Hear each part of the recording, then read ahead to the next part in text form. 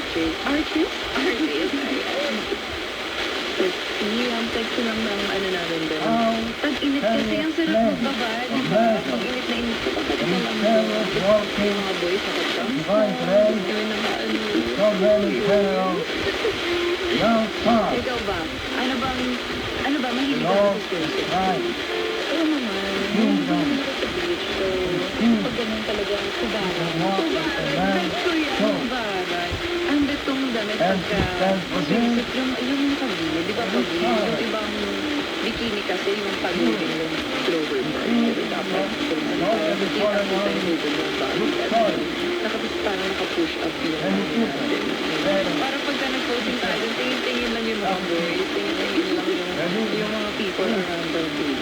Ikaw, ano bang ginagawa mo bukod sa pagtutupis at pagbibikini sa beach? Rampa-rampa, gano'n sa ano. For reels naman or ano, kami kantahan din, ganyan. Kinakantahan kami, kainan, gusto na tayo. Ano madalas mong kinakain pag nasa beach? Tapos may sausawan na, ano, toyo, na may kamatis, na may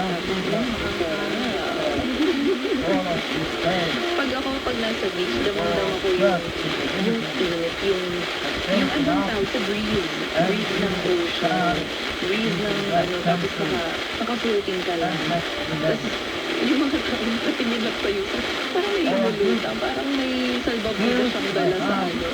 Ganun. Iba yung tinitignan nyo, hindi yung ano na ako, yung tinitignan nyo. Ikaw ba, bukod sa pagpapalot at pag-artist sa pumamagaling, ano pa ba yung mga passion mo? Yun lang, pinili ko talaga acting. For acting ba? Ano ba? Magaling ka ba ulit? Oo. Ayun naman ako medyo nahirapan kapag iyak. Pero sa pagsisensi at pag-ano, doon lang tayo.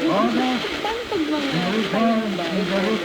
Halimbawa, bibigyan ka ng opportunity na hindi mo kakayanin. Kakayanin, pero hindi mo na pagkasuna. Pero depende sa ano, sa, you know. Gusto kang kainin tayo kanina ng favorite food mo. Favorite food ko, hindi ko kasi mga durog-durog. Ako nga nakakabili ko naman sa ano. Binigyan ako kanina dun sa ano. Malaki! Bakit mahaba? Sa sobrang laki nga, inano ka na kinamay ko na, dinalili ko na eh. Gusto mo yun? Ikaw ba pag kumakain ka ng saging, isang kainan ka na lang ba? Or hinihiwang-hiwang? Hindi ka pa yung maliliit. Hindi ko yun lang yung ano ko hindi mo kaya ng malaki. Ano ba yan? Talaga ba? Ako kanina lang ako.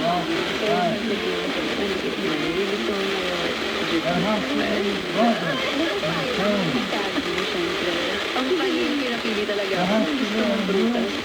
O agad. Kaming agad. Tapos ako nakita ko ba? Sabi ko, naku, perfecto. Perfecto, busog ka na. Diba? Nguya ka na. Pero sa sobrang laki kinamay ko yung parang inano ko, nahihigit ko. Pero feeling ko pag size yan. Try mo kasi medyo malaki. Huwag ka lang dun sa matakot ako eh. Sa mabilautan.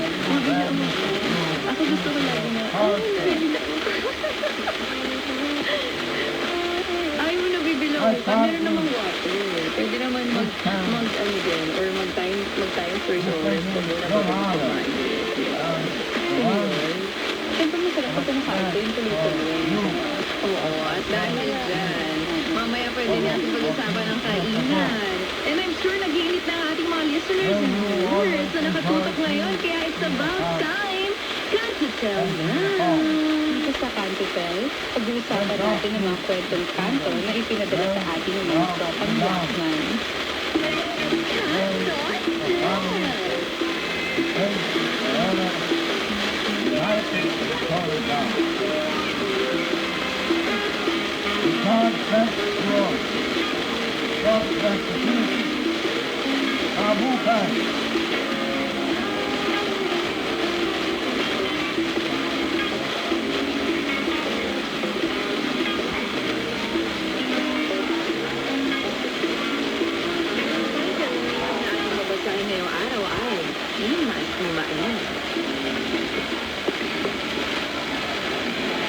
Dear Sexy Babe, Sherry, May at Erica.